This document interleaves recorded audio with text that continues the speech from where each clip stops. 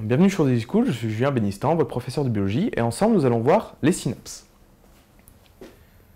Donc premièrement, petite définition, qu'est-ce qu'une synapse? Une synapse en fait ça va être un point de connexion entre deux neurones. Donc plus précisément ça va être un point de connexion, de manière générale, entre l'axone d'un neurone et une dendrite d'un autre neurone. Et donc son rôle ça va être de transmettre le signal électrique entre l'axone et la dendrite grâce donc à des molécules chimiques qu'on appelle les neurotransmetteurs.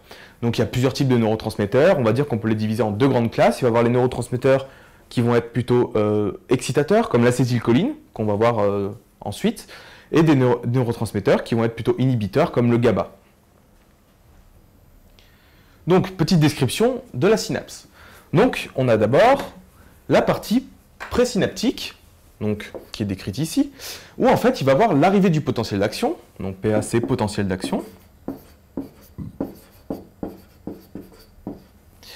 et il va y avoir exocytose du neurotransmetteur. Donc plus précisément, on a ici l'axone du neurone. Ici, le potentiel d'action qui va arriver au niveau du bouton terminal. Donc ça, c'est ce qu'on appelle le bouton terminal.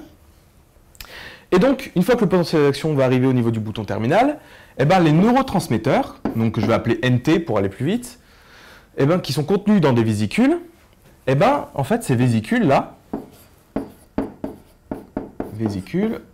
vont venir contre la membrane du bouton terminal de la partie présynaptique et être exocytés. Ça veut dire qu'en fait, il va y avoir une libération des neurotransmetteurs dans la fente synaptique. Donc justement, la fente synaptique, qui est la deuxième partie d'une synapse, c'est tout simplement une fente extrêmement petite, comprise entre la partie présynaptique et la partie postsynaptique, dans laquelle en fait il va y avoir la libération du neurotransmetteur et la diffusion des molécules neurotransmettrices vers la partie postsynaptique et plus précisément les récepteurs de la partie postsynaptique.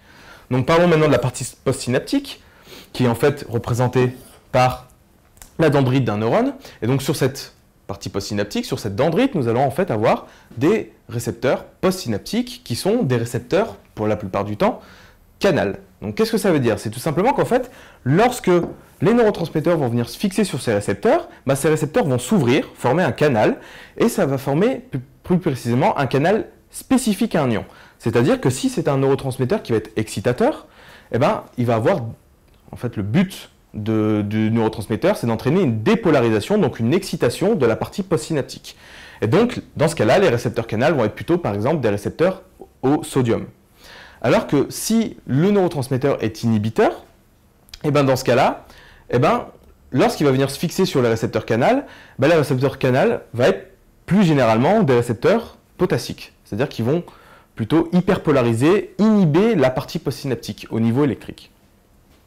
Donc ce sera tout en ce qui concerne les synapses. J'espère que cela vous a été utile. À bientôt sur Easy School.